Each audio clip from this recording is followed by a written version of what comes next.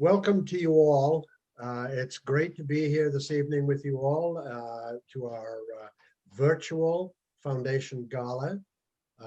It's been mentioned earlier, the new words that we all use these days, unprecedented, flexible, pivoting, we do it all. So it's my privilege to be your Master of Ceremonies this evening. Welcome, Rotarians, friends, guests. I'd now like to introduce our technical support, the great Alan Badak, who will play the national anthems for us, and we'll proceed from there. Thank you, Alan. Oh, say can you see by the dawn's early light what so proudly we hailed at the twilight's last gleaming, whose sun shines and bright stars through the perilous fight, o'er the land was we watched, were so gallantly streaming, and the rockets red glare come on bursting in air, in blue through the night, and our flag was still there. Oh, sailors, that star-spangled banner yet wave, o'er the land of the free and the home of the brave.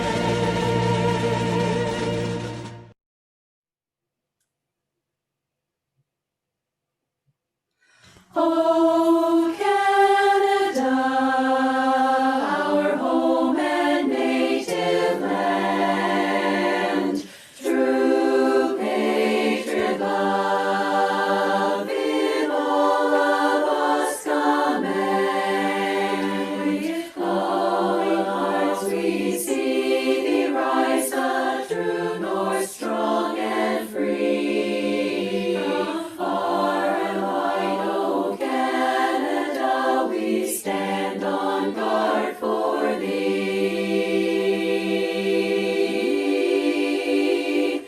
God keep our land glorious and free. O Canada, we stand on guard for thee. O Canada, we stand on guard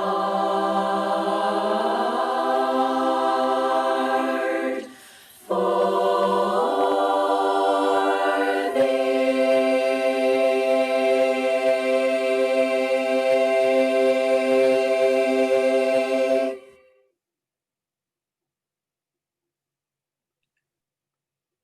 Before we begin, I would like to acknowledge and recognize the First Nations and their traditional lands on which our clubs meet.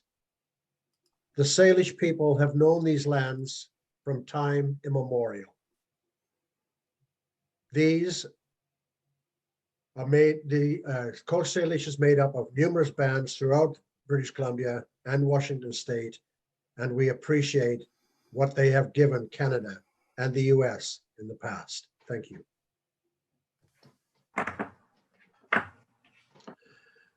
It is now my pleasure to introduce some very special guests this evening. Some of us have already met in the major donors meeting earlier, but it is my privilege and a great honor to introduce our Rotary International President nominee, Jennifer Jones. It is also my great pleasure to introduce Foundation Trustee, our very own Dean Roars, District Governor Carol Tickleman. And 4 of her classmates from various parts of the West Coast. From District 5010 in Soldotna, Alaska, Joe Cashy. From District 5020 from Lakewood, Washington, Greg Horn and Mary. From District 5040, Dave Hamilton and Tanya from Tsawwassen. And from District 5100, Josephine, Joe to her friends, Crenshaw from Oregon City, Oregon. Welcome to you all. It's also my pleasure to recognize past district governors of District 5050. Dave Robinson, Larry Juby and Linda, Wayne Weed, Sean Hogan, and poor Carol. Jane Helton, Dennis Boyd and Maureen, Linda Jean Coyle, Brad Whitaker, and Kim.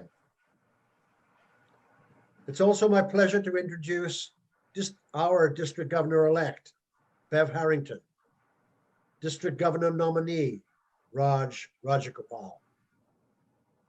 We're also joined this evening with a couple of Rotary International staff members.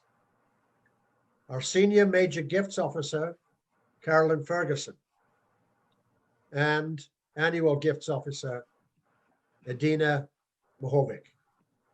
And of course, I can't forget our District Foundation Chair, Malcolm Kennedy. I'd now like to pass this over to District Foundation Chair Malcolm for a brief greeting. Yes, thank you, Bill. Thank you all for attending tonight. Sadly, this is not our normal annual foundation dinner. I miss seeing everyone all dressed up, the hugs, really the hugs I really miss, the handshakes, sharing a drink, and be able to go from table to table to say thank you in person.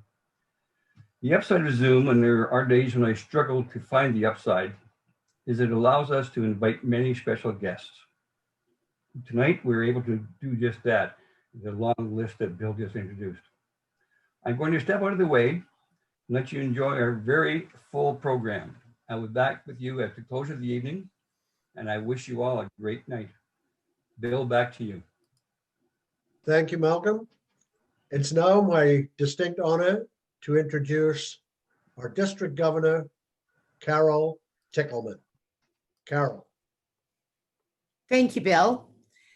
Good evening, fellow Rotarians and friends, and thank you for my Pacific Northwest Pets classmates for joining us this evening. All protocols have now been observed, so you'll be happy, Dean, and that's good because we wouldn't want to hear that list more than once. As District Governor, I would like to welcome you all to our annual Foundation Gala. As Malcolm said, I'm sorry that we can't meet in person, but I'm really thankful in this period of Thanksgiving to have the technology that allows us to gather and celebrate virtually. I would also like to thank our incredible District 5050 Foundation team, chaired by Malcolm Kennedy. As you will hear, we've approved a record number of global grants in the last year for our district. Thank you, Val, and your team. Also, our district grants for this Rotary year were approved in record time, about 2 months earlier than usual. So thank you, Steve, and your team. On behalf of the clubs, I thank Malcolm and his get to yes attitude and team members for their amazing service to our district. You'll meet many of the committee members during the presentations that are following.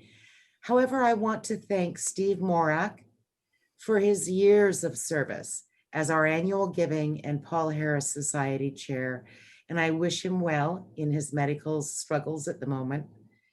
And I thank Tom McMillan for saying yes and joining the District 5050 Foundation team to fill that vacancy.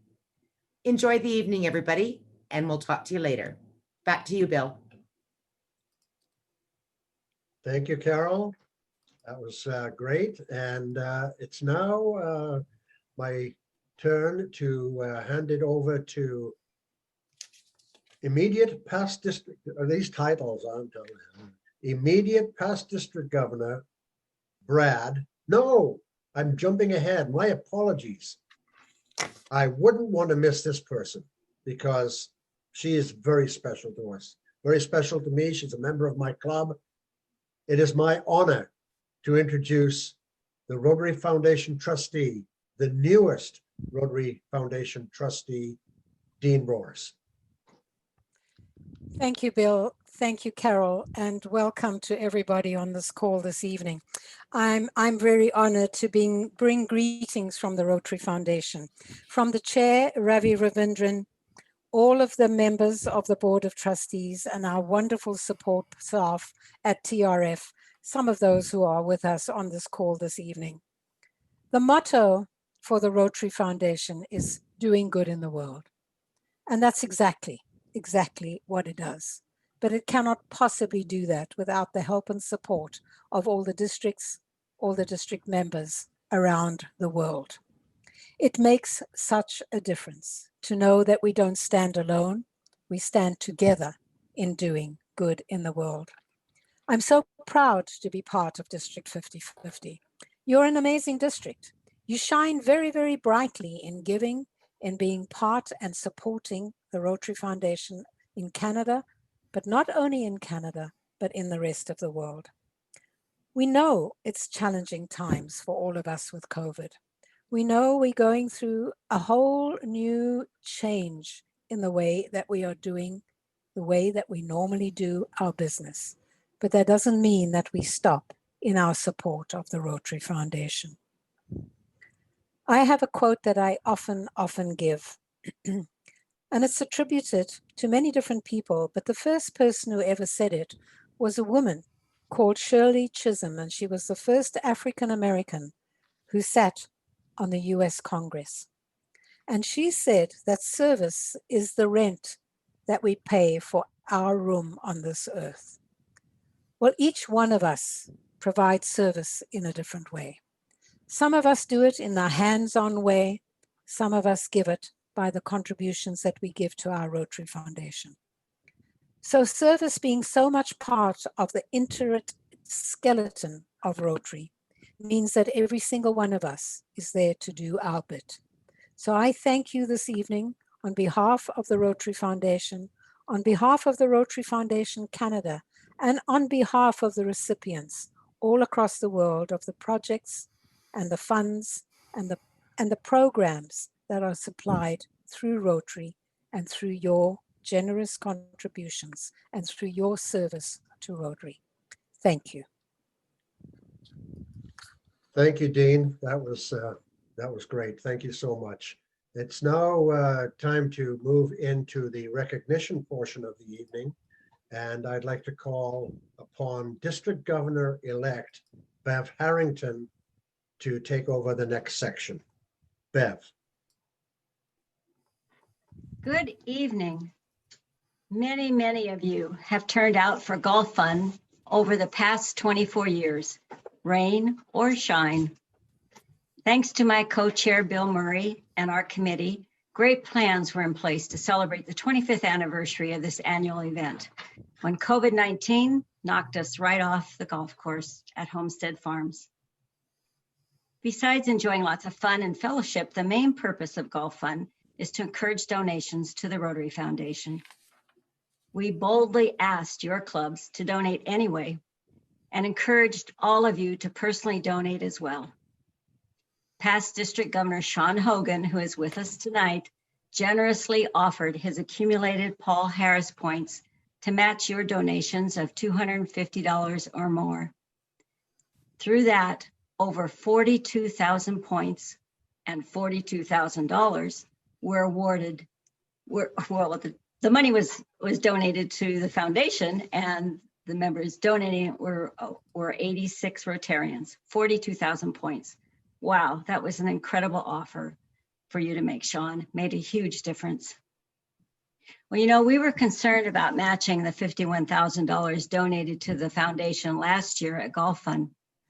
So Rotary clubs were encouraged to stretch beyond the usual $2,000 donation in commemoration of the 25th anniversary of Golf Fund and try to donate $2,500. To recognize this extra effort, these clubs are receiving the incredibly special, much coveted, sure to be collectible 25th anniversary Golf Fund certificate. Rotary Club of Abbotsford. Abbotsford Sumas. Anacortes. Bellingham. Burlington. Chilliwack. Coquitlam.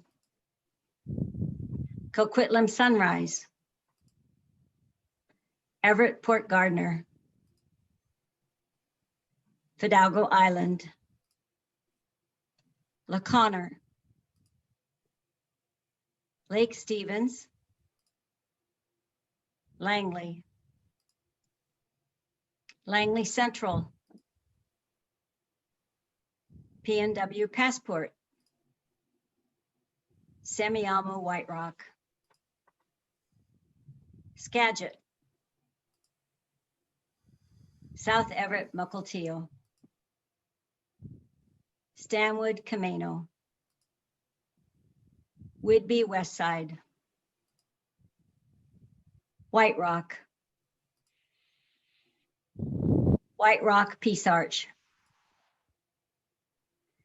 Due to the amazing response of District 50/50 Rotary clubs and their members, a total of $101,434 were sent to the Rotary Foundation this year from Golf Fund. From the bottom of my heart, thank you.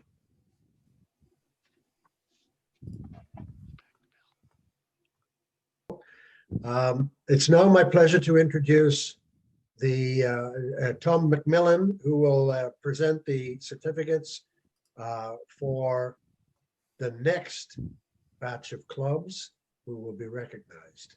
Tom. Thank you, Bill. Good evening, ladies and gentlemen and fellow Rotarians. This is my first event as the annual Giving and Paul Harris Society Chair for District 50/50, and it gives me great pleasure to announce the following. During past District Governor Brad Whitaker's 2019-2020 term, District 5050 clubs contributed an amazing total of $356,418 to the annual fund of Rotary International, which works out to $143.55 per capita. The top three clubs per capita giving into the annual fund for our district are as follows. Langley, $647.82 per member.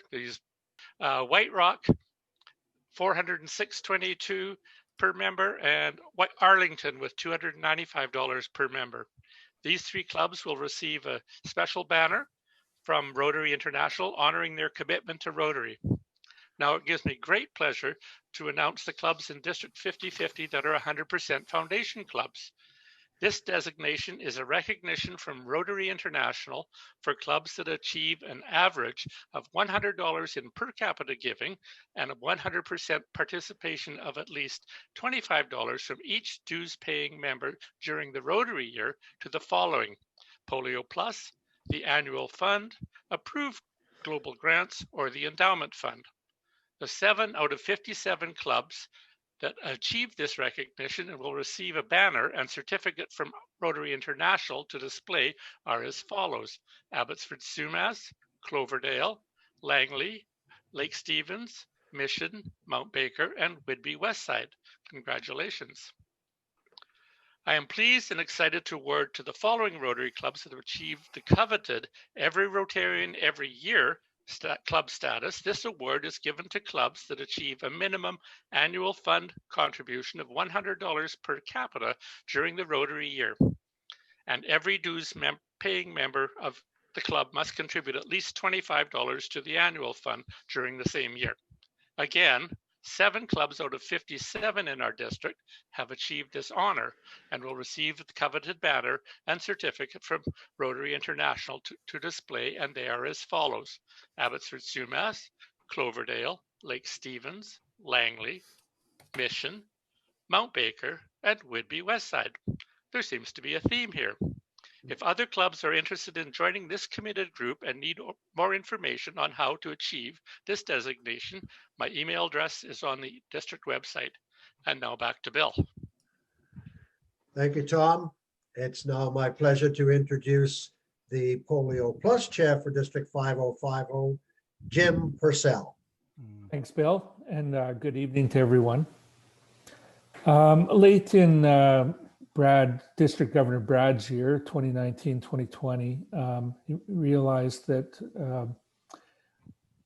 the matching grant from the Gates Foundation for Polio Plus wasn't quite being maximized. So Brad put on a late push to help take advantage of the opportunity to maximize that grant, that double matching donation from the Gates Foundation to the Polio Plus campaign.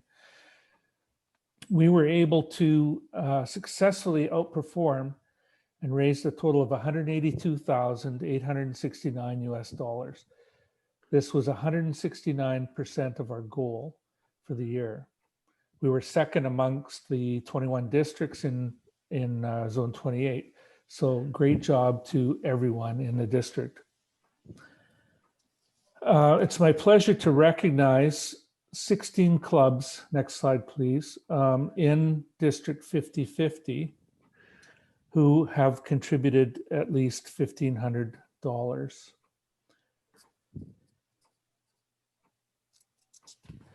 Here are the clubs: Abbotsford, Abbotsford Matsqui, Abbotsford Sumas, Bellingham Bay, Burlington, Chilliwack Fraser, Chilliwack Mount Shiam, Coquitlam, Everett, Haney, La Conner, Langley, Langley Central, Meadow Ridge, Mission, Mission Midday, North Delta, North Whidbey Island Sunrise, Pacific Northwest Passport Club, Semiahmoo White Rock, Skagit Mount Vernon, South Everett Mukilteo, Surrey, Whidbey Westside, White Rock, and White Rock Peace Arch.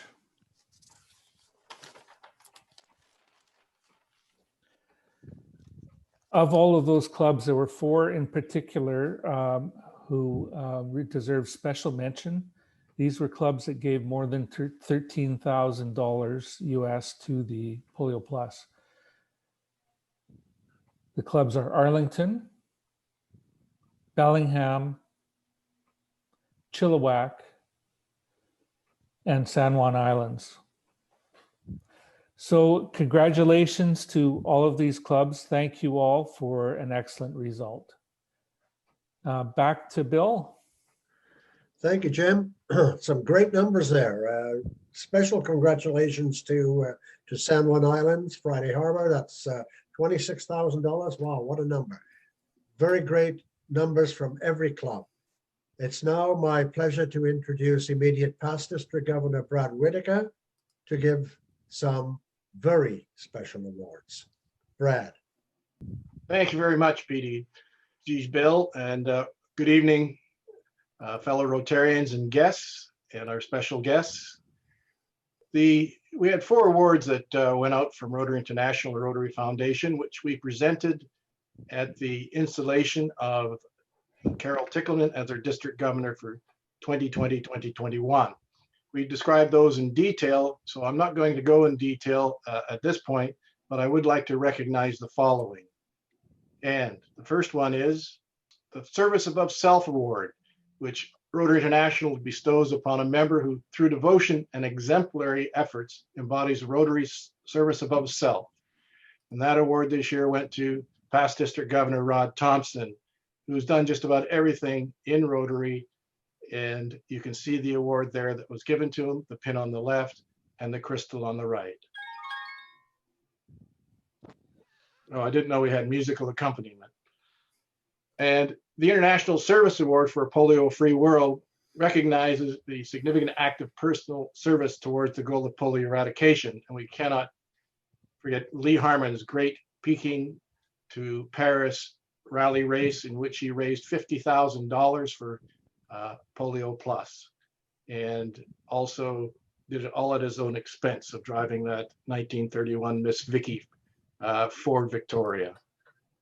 So, and also raised great awareness about our efforts and our success in getting to a polio-free world. The next award is Citation for Meritorious Service, which recognizes outstanding service to the Rotary Foundation, an embodiment of the motto of doing good in the world, or do-goodery. And that award went to past District Governor Larry Stinson, who did many trips to China for Rotoplast and Alliance for Smiles, and as a quartermaster, I believe.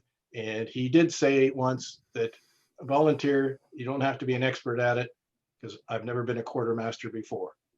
So we want to recognize past District Governor Larry Stinson for that. Of course, many other things, especially when he was District Governor. The next award is Distinguished Service Award, and this recognizes outstanding efforts to promote the Foundation's many programs dedicated to international understanding. And this award was given to past District Governor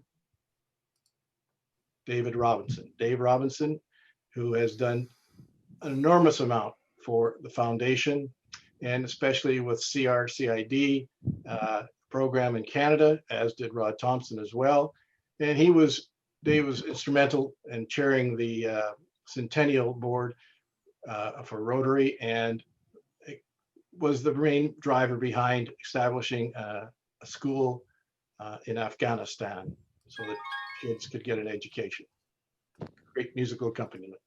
So those are the 4 awards, which recognizes the 4 people who've done exceptional work in our district the past number of years. And I want to thank them, congratulate them, but especially thank them for the many years of service that they've given to Rotary and for making a difference in people's lives throughout the world. Thank you very much, gentlemen. Moving on, I want to talk about the Peace Scholarships and Fellowships. We learned today that the Rotary Peace Center's program, that Allison McLean was selected to receive a Rotary Peace Fellowship. So she'll be doing the Professional Development Certificate program at the Chulalongkorn University in Bangkok, Thailand. So congratulations to Allison. Okay. We also are greatly pleased to hear that the Rotary Peace Center's program has selected April Clausen to receive a Rotary Peace Fellowship. And this for a master's degree program at the University of Bradford in West Yorkshire in the United Kingdom. It's a program that will show her and give her the opportunity to work with people from around the world in her studies of peace. And we wish her and April and Allison all the best, because these are great students who have done a lot already, but will continue to do even more with the support of the Rotary Peace Program that we also benefit from in the long term through giving to the Rotary Foundation. We have some new major donors in the past year, and it's been the highest number of major donors of the 21 districts in Zone 28. We have not put their names here due to privacy issues and laws, so we wanted to acknowledge where they came from and what clubs they belong to. So you can see the level 1, we have 8 new donors: Langley Central, Semi-Amu White Rock, 2 in Chilliwack, Coquitlam Sunrise, Bellingham, La Conner, and North Whidbey Island Sunrise. So we thank all those new donors for becoming major donors and giving $10,000 over the years to the Rotary Foundation. That's $10,000 US. And Level 2, we have one new donor from North Delta. The Bequest Society, we have one new donor from the Pacific Northwest Passport Club. And level 6, amazing, level 6, one new donor from Semiahmoo White Rock. And new major donors in 2020-21, level 1, we have 4, Semiahmoo White Rock, Abbotsford Sumas, and White Rock again. And Bequest Society, 2019-2020, we have level 5, one new donor from Semiahmoo White Rock. I'm assuming that new major donors I read previously was for this current year, but I may be mistaken on that one. And that concludes recognizing our 4 Rotarians that received major awards from Rotary International and the Rotary Foundation, and recognizing our 2 recipients of scholarships from the Rotary Peace Program, and recognizing our major donors and quest levels. Back to you, PDG Bill. Thank you, Brad. That was great to hear all of those wonderful recognitions and fabulous news about 2 new Peace Scholars. That's absolutely amazing to have 2 in the same year. I don't know. It's hard to believe that we could get 2 in 1 year. So that's just amazing. Well done. I'd like to take this time right now to pass along my thanks to all of the clubs and all of the individual donors who have given last year, the year before, over so many years, so generously. I'd like to recognize the very deserving recipients of the special Rotary Awards. Certificates will be sent out to the clubs either by email or regular mail, depending on the type of certificate that is due to the club. We're now going to move on to a very special portion of the evening, our special guest portion of the evening. This will be moderated by past District Governor Rod Thompson. Evening's discussion with Rotary International President nominee Jennifer Jones. First, let me thank all of those of you who contributed to the earlier recognition for the awarding of my Service Above Self award. Thank you to each and every one of you that helped me in my Rotary journey. Well, it's my pleasure to introduce our guest this evening, and she is someone that I met in 2005 when she was a nominee. In those days, she was the governor nominee for her district and would serve under Rotary International President Wilf Wilkinson.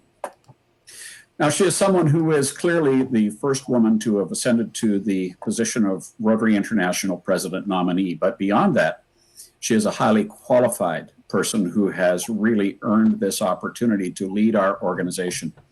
Jennifer has served with distinction in a number of Rotary roles and assignments.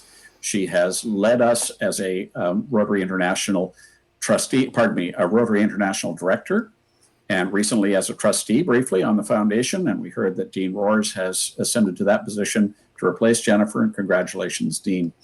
Jennifer also served as moderator, as training leader, as training leader in the International Assembly, which trains district governors.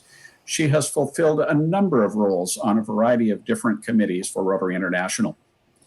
Not only is she highly qualified to do this, but in her personal life and her background, her business gives her the grace, poise, and skill to be a communicator without exception at the top of her game. She's also somebody who is civically involved, having served the Windsor Chamber of Commerce and served on the board of the University of Windsor, which has recently announced that they will be granting her an honorary doctorate as soon as they're able to meet and do that. Beyond that, she is someone who's warm, engaging, lives Rotary every day and all of the ideals that we all share. Would you please join me in giving a warm District 50/50 welcome, Rotary International President nominee Jennifer Jones. Welcome, Jennifer. Well, thank you, Rod. And I have to ask a question. I was busy transversing technology here so that we could get into this platform, which is very cool. Do I understand that you were just recognized? Yes, thank you, Jennifer. I was recognized with the Service Above Self Award. Congratulations, my dear friend. I wish I would have been watching that in person as you received that. You deserve that 1,000 times over. And I want to offer my congratulations to everyone else who was recognized. I believe that the citation for meritorious service went to Larry, and the Distinguished Service Award to Dave Robinson, and the RI Service Award for a Polio-Free World to Lee Harmon. Congratulations to all of you for the incredible service that you have provided to our Rotary world and to everyone that has benefited from your incredible, incredible service. Thank you for those comments, Jennifer. So let's jump right in, shall we? As I said in your introduction, clearly you are the first woman to raise yourself to the role of president of our organization in 2022-23. But beyond that, Jennifer, you bring skills to this job. Maybe you could just comment about the selection process and how you viewed that from your perspective. Well, it was a really interesting process. We, in terms of the applicants who put their names forward, I believe there were something like 10 or 11 that had been put forward. What we do is that we narrow it down. The process actually narrows it down to 6 that are in traditional times brought forward for an in-person interview. This year it was conducted obviously on virtual platforms as we are doing today. And it was an opportunity to be able to sit in a virtual room with 17 different international people on the nominating committee that were able to ask questions and to be able to sort of understand your thoughts, your vision, your platform for moving the organization forward. And at the end of that, they then convened. They were able to go through several different rounds of voting and selection. And then I received a call to come back onto the Zoom platform again. And at that point in time was recognized as having been selected, which was quite an incredible moment. And to understand that, this was going to be a journey that Nick and I would be embarking on for the next several years is a privilege and honor, and something that, obviously we don't take lightly, and that we're very much committed to, being a voice for Rotarians in every corner of the world. And so I'm immensely proud of the opportunity to be able to serve. But speaking to your, I guess, point about, the selection process, I must say that one of the things that happened when I went back onto the call, each of the individuals had an opportunity, most of them, to be able to say something to me about why they had made the decision that they had. And one of the things that, they resonated loud and clear was that it was not about gender, it was about qualifications. And I really think that that's something that, I embrace full-heartedly, because I've never sat at the board table at Rotary, at any other board, to be quite candid, and felt that it was because of a difference in gender. I've always sat there as someone who brought a voice to the table that was able to resonate for what it is that I had to say. And so I think this is, hopefully a signal to women and to men across the board that, if we have a voice, if we have something to say, that, our organization wants us all to be heard. Thanks very much, Jennifer. And one more question about your journey on the way to becoming president of Rotary International. If you could just give us a little bit of insight, this is really a life-changing experience. You will be moving to Evanston, I understand, and you and Nick have made some significant changes in your lives for the next couple of years. If you could just give us a hint of what that looks like in terms of turning your life upside down to serve our organization. Sure, it really is actually a very big life-changing circumstance. We will, all things being considered, we will be moving to Evanston, Illinois, to where our corporate headquarters is located on July 1 of this year. And there is just a couple of blocks away from where our international headquarters is located. We have a couple of condominiums that we own. And so one of them is for the president-elect and one is for the president. And so this upcoming year, we'll move into one as the president-elect, and that will be our home base for the next 2 years. And actually the world will be our home base for the next couple of years, but that's where we'll hang our hat. And so for us, that means that we've had to sort of figure out what our home circumstance looks like. And that means that, our house here with our dog and everything else that goes with it One of our good friends is actually going to move into our home and take care of it for 2 years.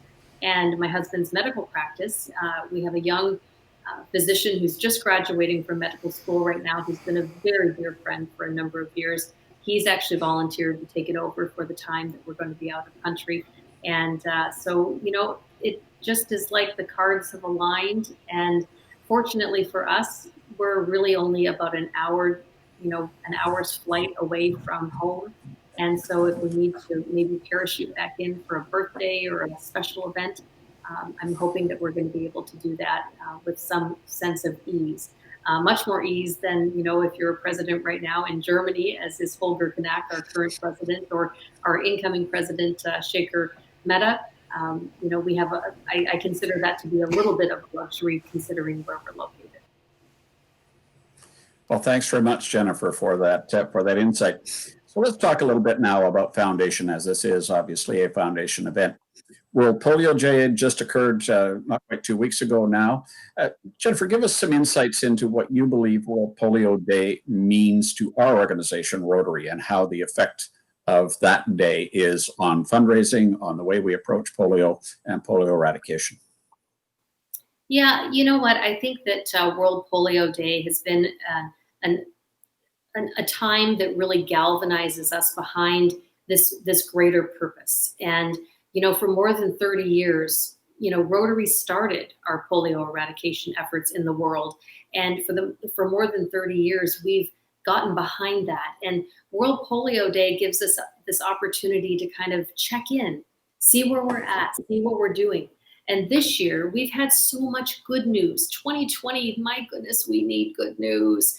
And so we've had good news to share on the polio front. And in August, many of you may know or recall that we were able to announce that Nigeria was wild polio virus free. And that meant that not only was Nigeria polio free, but the entire African continent has been now certified wild polio free, taking it off of the endemic list, leaving us with Pakistan and Afghanistan as the 2 remaining countries that are endemic. And so that's a huge thing for us to be able to celebrate. And one of the really cool things about that is that one of the Rotarians in Nigeria, Dr. Tunji Funcho, he was named by Time magazine to be one of the top 100 individuals recognized in the world, the most 100 influential people in the world by Time magazine this year. And that is because he has been a leading force in our efforts to eradicate this disease. And he'll be the first one to say that, I was, the face of this, but I stand as the face of 1.2 million Rotarians. And, I think all of us need to sort of do a little bit of, maybe this from time to time to say that we have led this effort. We have our global partners, the WHO, UNICEF, the CDC, the Bill and Melinda Gates Foundation, and Gavi, the Vaccine Alliance. But you know what? We started this, and back in the late 70s and the early 80s. And for our organization to be recognized in such an incredible capacity, I think we should all really celebrate that. That's something that is quite incredible.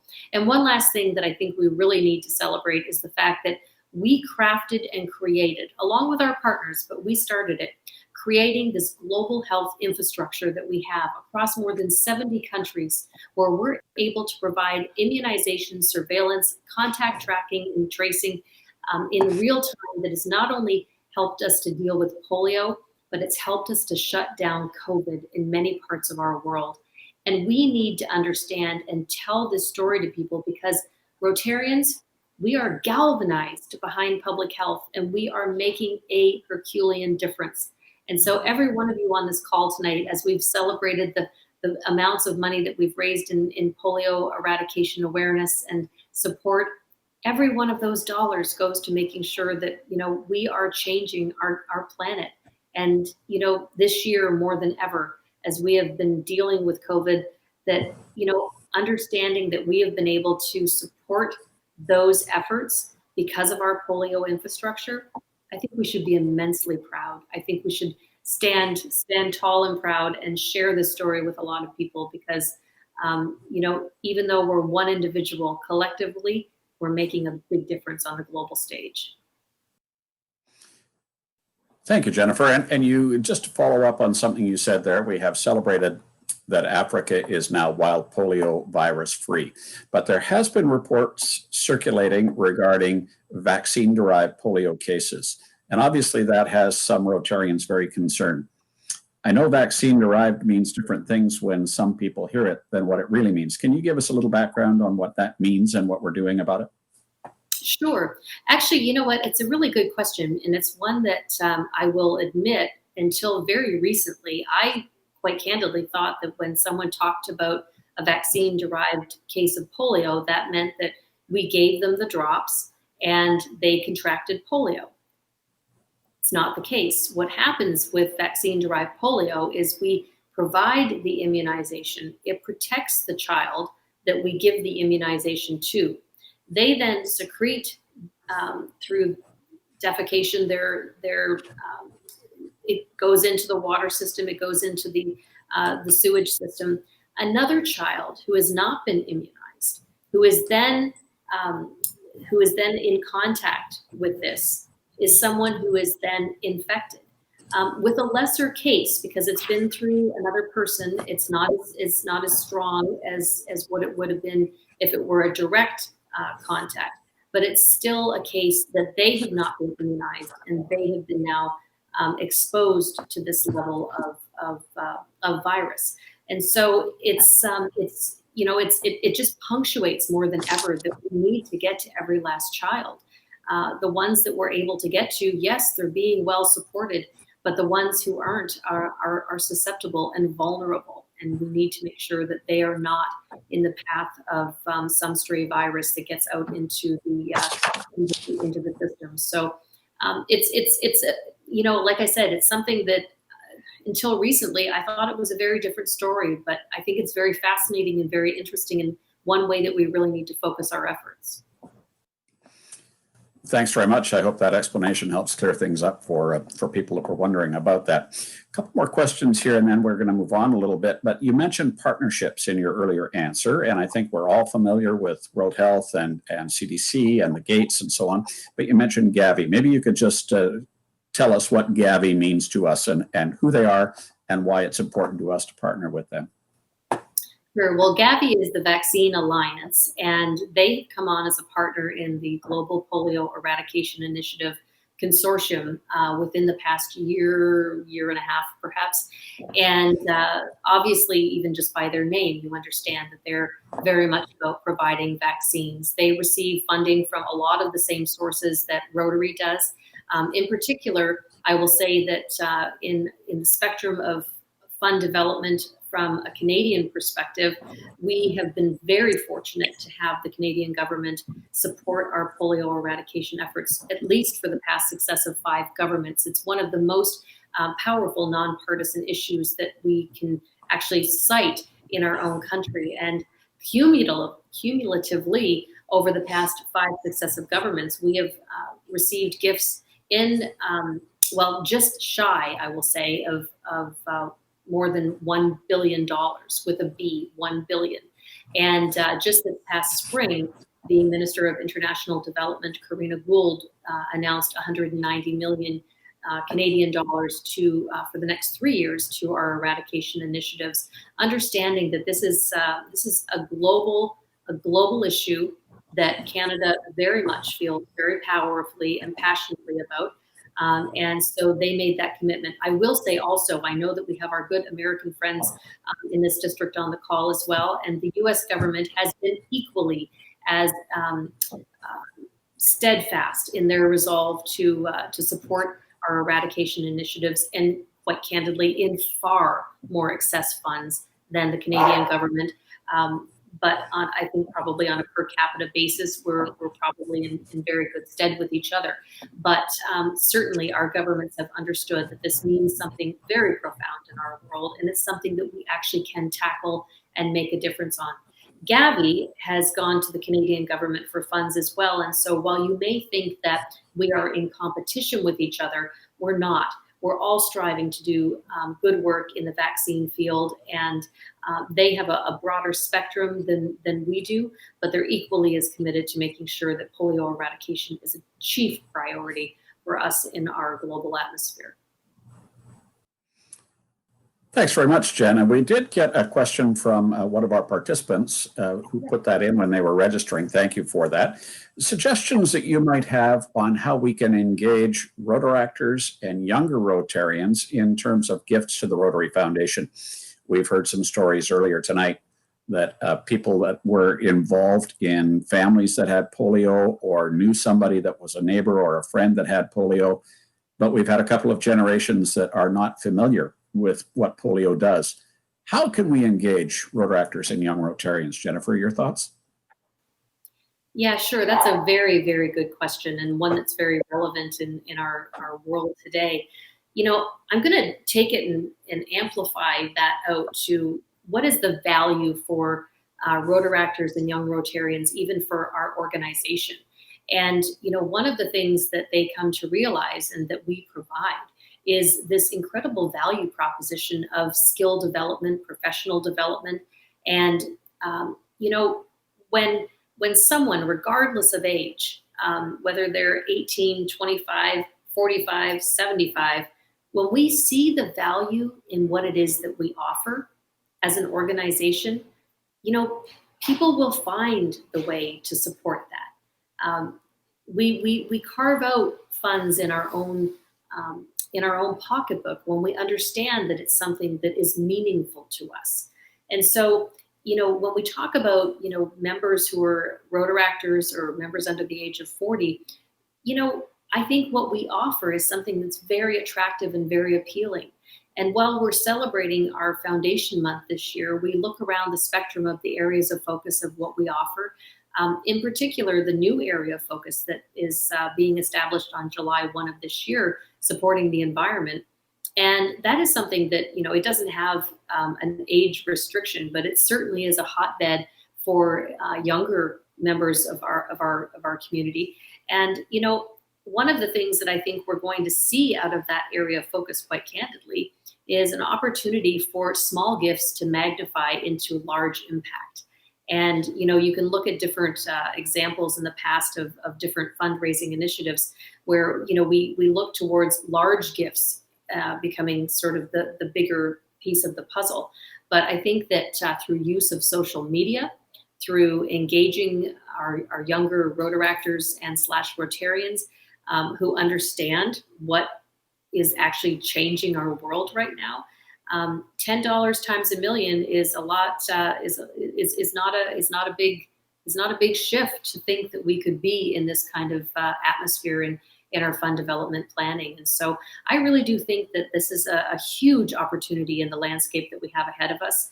And quite candidly, I know that one of the things I have been really advocating for and have been, you know, helping to move along is the selection of several of our Rotaractors to take a personal lead as leadership within our organization to identify how we move this forward. And we need to give them our support and our full backing to enable them and empower them to make this a reality for all of us.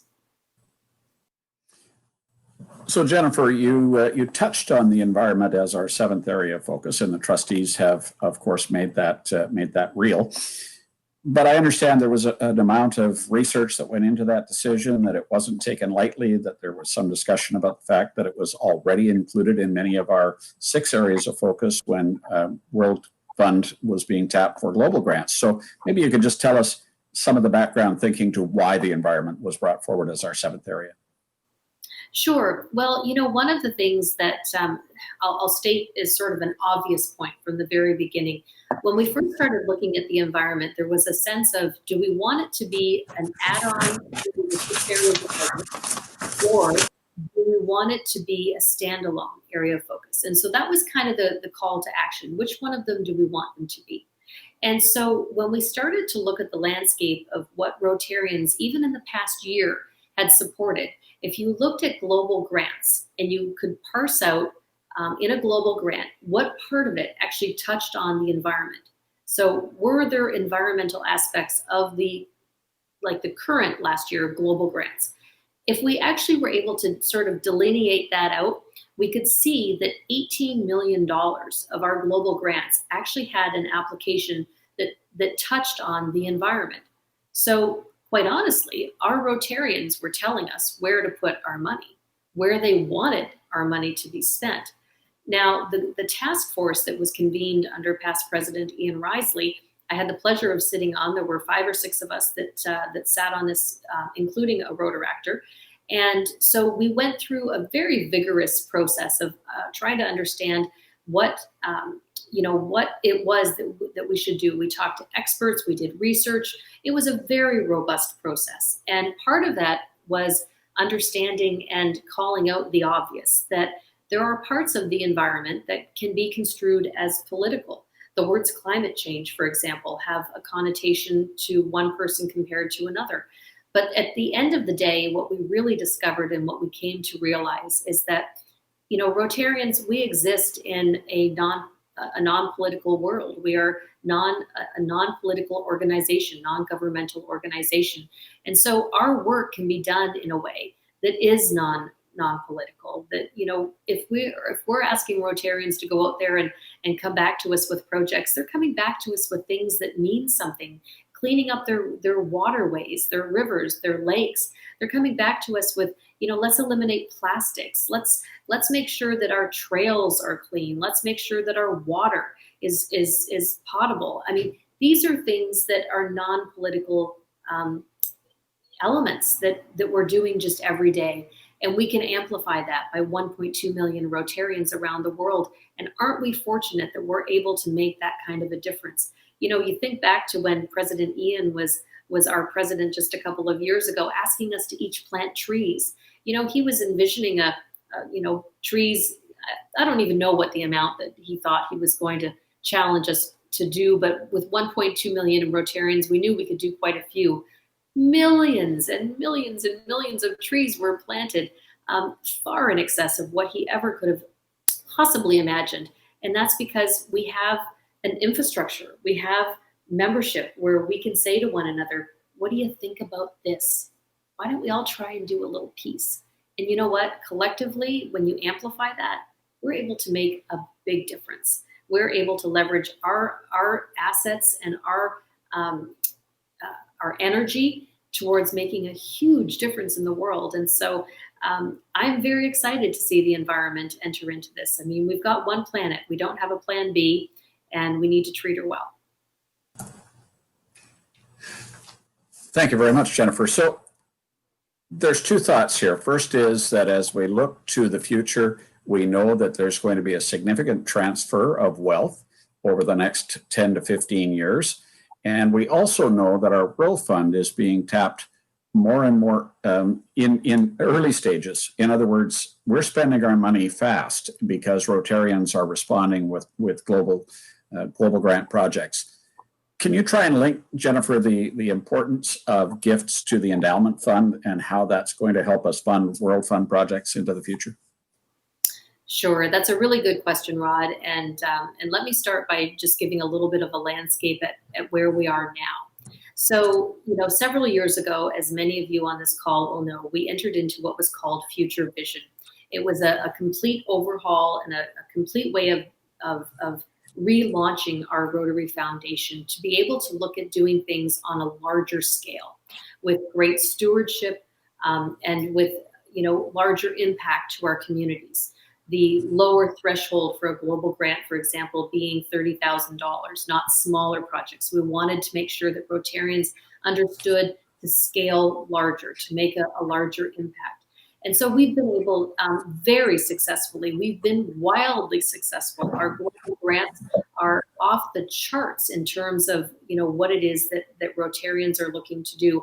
COVID has amplified it even more than ever. We have been able to put global grants through the process in record time, and to the point where it is giving us immense pressure on what is called the global, our World Fund. And so because of that, that's where we donate, we put money in, and through our World Fund, we're able to then amplify those dollars back into our districts to help us fund and fuel these grants. But because of the volume right now, we are starting to see some pressure on the World Fund, and the ability to match every one of our grants is something that we're falling a little bit short on. We saw it in the past Rotary year. We're going to see it again in this Rotary year.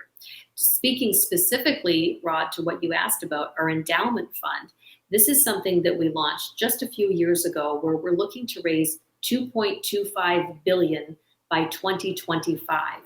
And this endowment is something that is very important because, you know, Rotarians are looking around and saying, what is my legacy?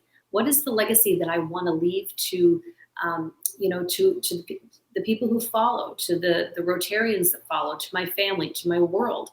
And as they look around that and they understand what it is that they're leaving behind, we have raised in excess now of half of that target, well over 800,000 in, I believe, in cash, and several hundred thousand in expectancies. But we know that we're about halfway to the mark of that $2.25 billion right now.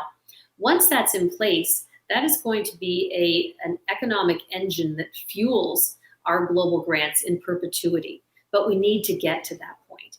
And so we've got just a couple of years left right now where we're trying diligently to be able to raise those funds in every amount that Rotarians are able to donate, particularly through legacy gifts, is something that helps to achieve getting us to that $2.25 billion. And that is something that, you know, I know that we're trying to reach it by 2025. I think that we're in good stead. I think that it, you know, hopefully we're going to be able to raise it by that date. I think that would be a grand celebration for all of us. Right now, with the next couple of years before we achieve that, we're still going to continue to find a little bit of pressure on the World Fund, maybe sometimes a little bit more pressure than we want.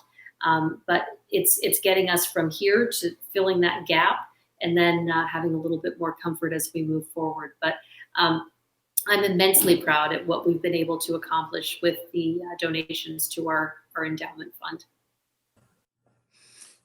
Thanks, Jennifer. Rotary has identified 4 strategic priorities in its action plan.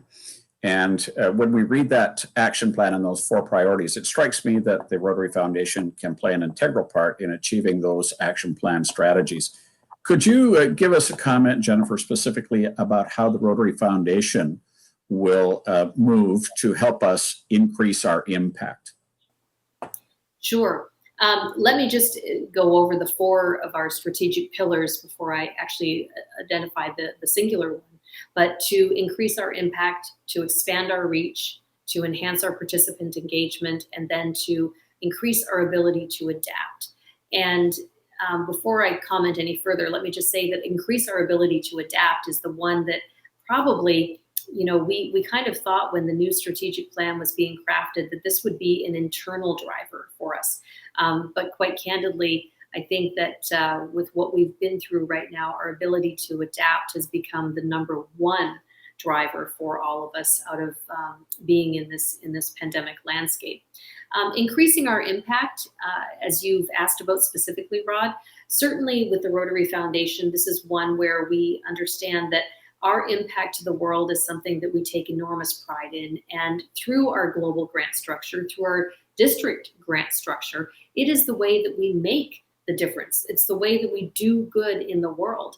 And so grant by grant, piece by piece, you know, as has been stated throughout, I think, earlier points of this call and beyond, that, you know, we're well regarded by Charity Navigator. Other LinkedIn just came out with a study on the volunteer hours that I think we were rated #2 in terms of the volunteer hours that we provide.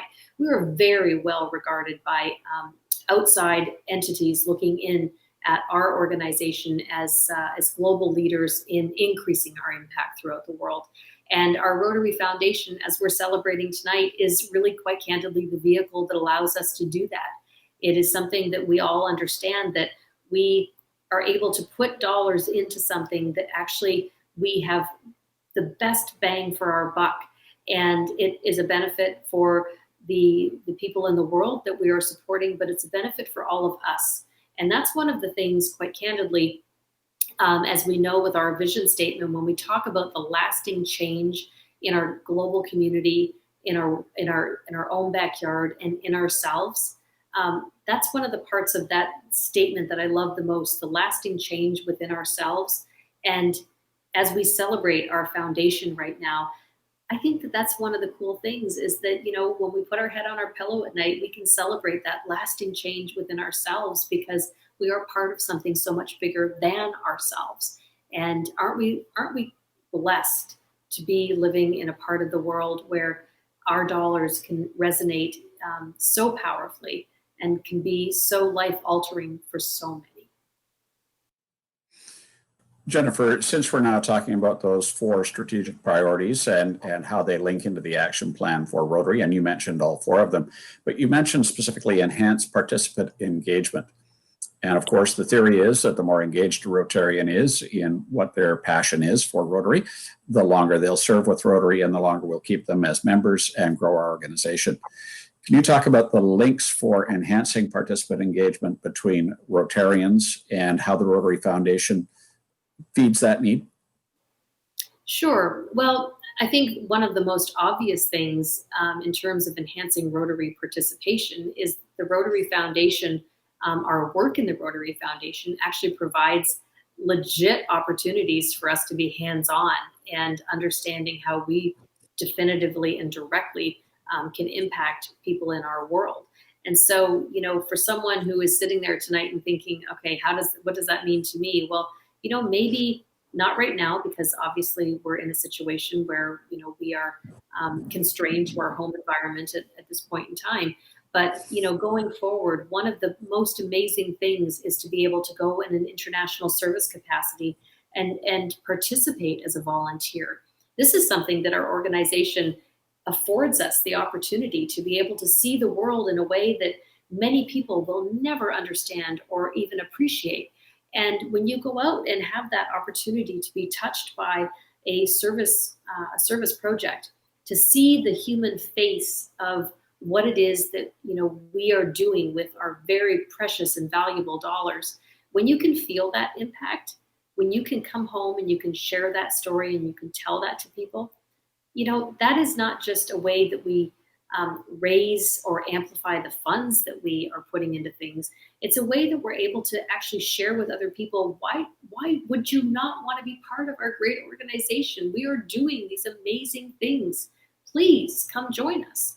And so I think it's a lever and a leverage point for us to be able to open that door for other people, to open our hearts, to grow us as individuals, but then to be able to impart that on others, to ask them to join with us. And so enhancing our participant engagement is really about, what it does to our own hearts, but it's also the bigger picture of how do we attract those around us who we want to understand that this is something that, I don't know, it's a big paycheck.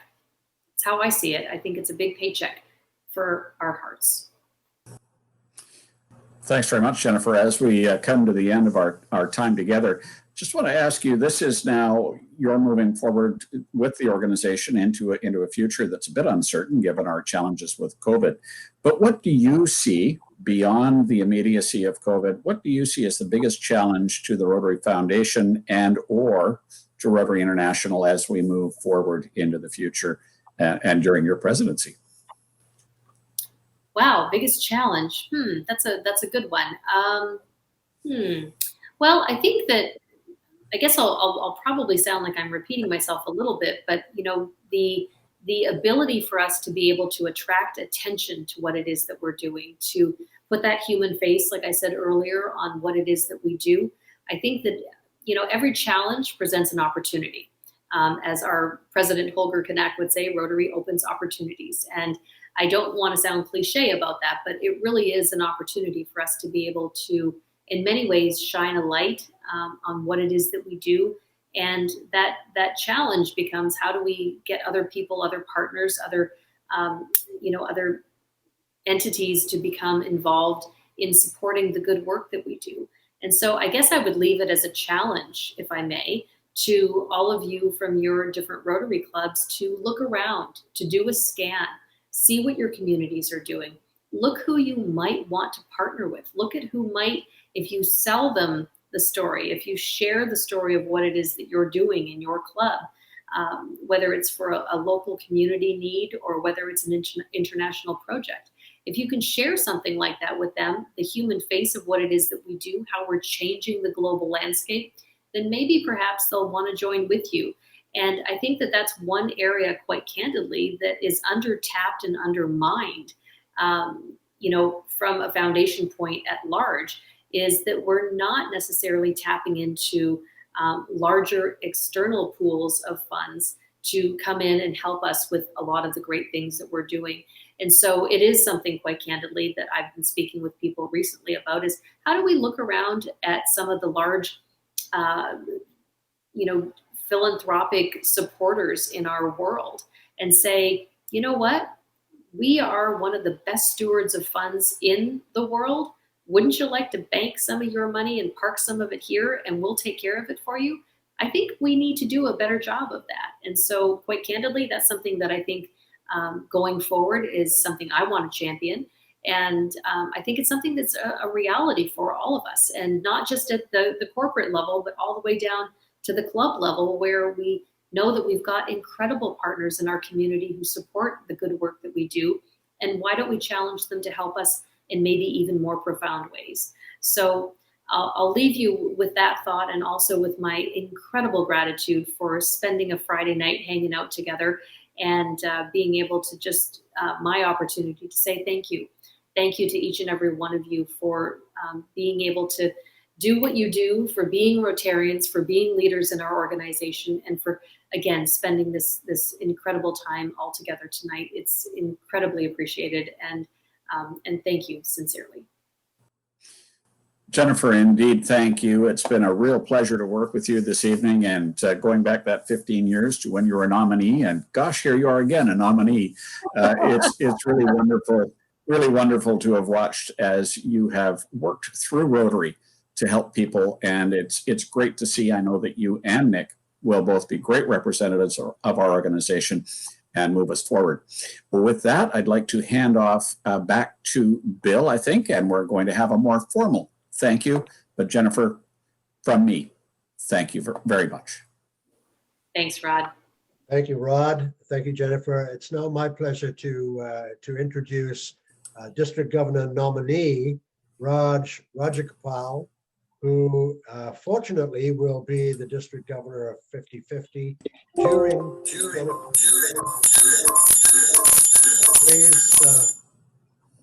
Please welcome Raj.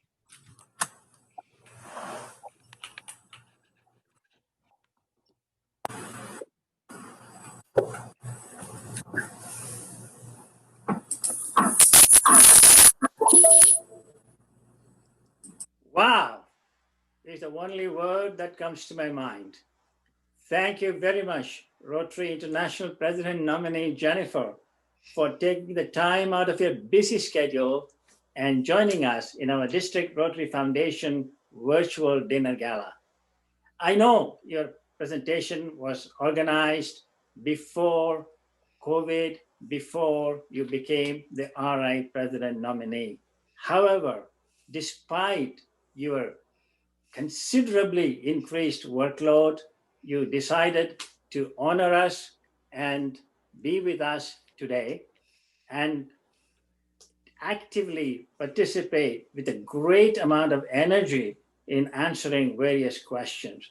I mean, the topics covered: polio, leading to sewage treatment issues, external partnerships, environment, endowment fund, and the strategic pillars of the Rotary. I mean, it was mind-boggling. At least I stand very highly educated. And as Bill said, I will have the privilege to be the governor of this district when you will be the president of Rotary International. And I look forward to your leadership and guidance in my Rotary year 22-23. I would also like to thank our past district governor, Rod Thompson, for facilitating this evening's discussion in his usual brilliant manner. Thank you, Rod. Back to you, Bill. Thank you, Raj. And I want to echo those thanks to both past District Governor Rod and our Rotary International President nominee, Jennifer. It's now my pleasure to once more to introduce our District Foundation Chair, Malcolm Kennedy. And I hope that Evelyn's been able to keep him awake, because I know it's probably past his bedtime by now. Over to you, Malcolm. Okay, Bill, thank you very much. I'd like to just echo Raj's comments. It has been a very great evening. I would like to make one announcement. I did make a mistake in the PowerPoint slides. I would usually just blame Evelyn, because she's usually the one that gets blamed for everything. But and I can't blame you, James, because he didn't have anything to actually do with it. But we did not mention the top 3 polio plus per capita for last year, and we had some amazing ones. So the San Juan Island, of course, with the $26,000 that they donated, give them a per capita of 460 or 484. Second to it was Mission AM, 297, and Langley, and Wayne, just to make sure you get mentioned here, Langley got 235 per capita. I did want to just mention one thing, and I'm glad that Wayne brought this up to me, that I did miss it. We could do with some help with some donations to the Polio Plus program. We're doing quite well with their annual donations. We have a tough way to meet last year's of 182,000, but if you're about to give and wish to give tonight because you didn't have to buy dinner, you didn't have to have a room, you didn't need to buy drinks because drinks are cheap, please think about making a donation to the Polio Plus campaign. So with that, I'd just like to say thank you very much to everyone. It's been a great evening. I'm very pleased that we had an excellent year last year. We topped the charts with everything. The real cappers, and we got a couple of peace fellows today. So that just topped my year off, and I'm very, very grateful. I'm going to pass it now back to Bill and let your Carol have it. Thanks, Malcolm. Thanks, Evelyn, for keeping him awake. You did a great job. I'd like now to call upon District Governor Carol Tickleman to give some final comments for the evening. Carol. Thank you, PDG Bill. And thank you all who have made this evening a very special event. To all the attendees, our special guests, our presenters, our Make It to Yes Foundation team, and that is their motto, and they really do live up to that motto. And a special thank you to our technician, Alan Badek, for doing such a great job at all of our special district events since March. You were charged into action at the start of this pandemic, and you continue to exceed our expectations. Thank you to our very own Rotary Zone Coordinator, Bill Robson, and our moderator extraordinaire, past District Governor Rod Thompson, Service Above Self recipient. I especially want to thank the amazing generosity of the members in our district 50/50. You are the heroes that allow our clubs to do the do-goodery work of our foundation, the Rotary Foundation. One of the questions that was asked of Jennifer had to do with the elevation of Rotaractors. And for those of you that might be on this call that might not know, we have added our district Rotaract chair to the District 50/50 Board of Directors with both a voice and a vote.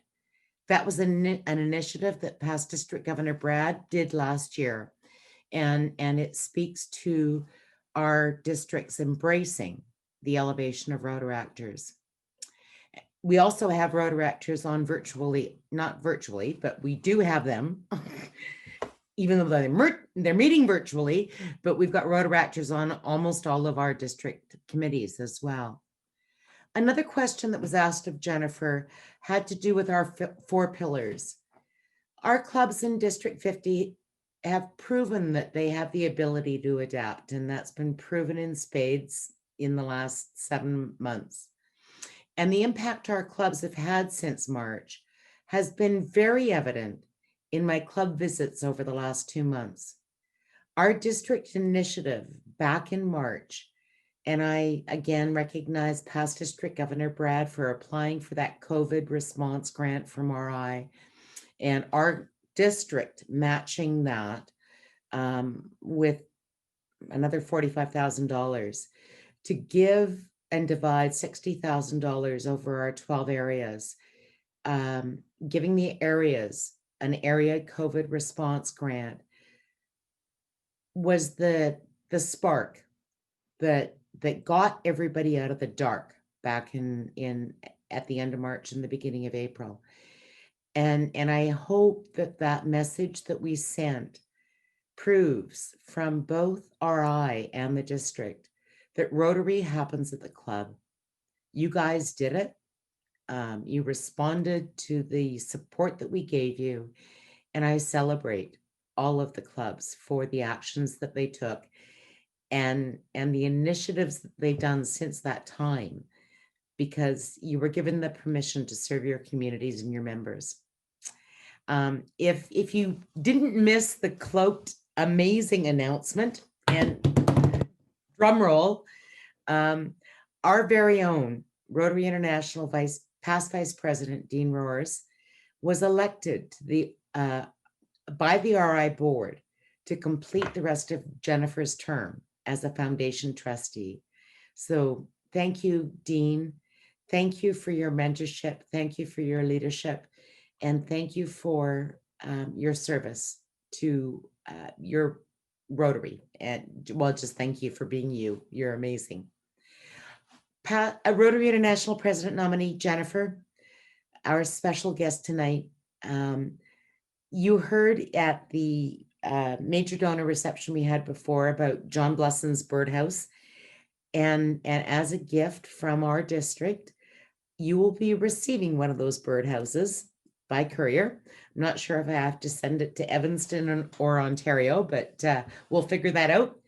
But that's a tradition of my Rotary Club, the Rotary Club of Chilliwack, to give that as a gift to significant Rotary speakers at our club. And you'll be I think the 7th Rotary International president to have received one of those birdhouses. So it'll be in the mail, believe me. So everybody, safe home. Thank you for joining us tonight. And I believe that we'll be keeping the link open for a little bit for us to socialize together. Thank you again to all the participants, to all the donors of our Rotary Foundation. And back to you, Bill. Thank you, Governor Carroll. It's been a wonderful evening. Thank you, Jennifer. Thank you, Rod. Thank you, Adina and Carolyn for joining us, to the four of Carol's classmates from the Pacific Northwest Pets districts. Wherever you may be, thank you all for a wonderful evening. Thank you once again for everything that you do for Rotary. And my agenda now says, say goodnight, Bill. So in the memory of George Burns, good night, Bill.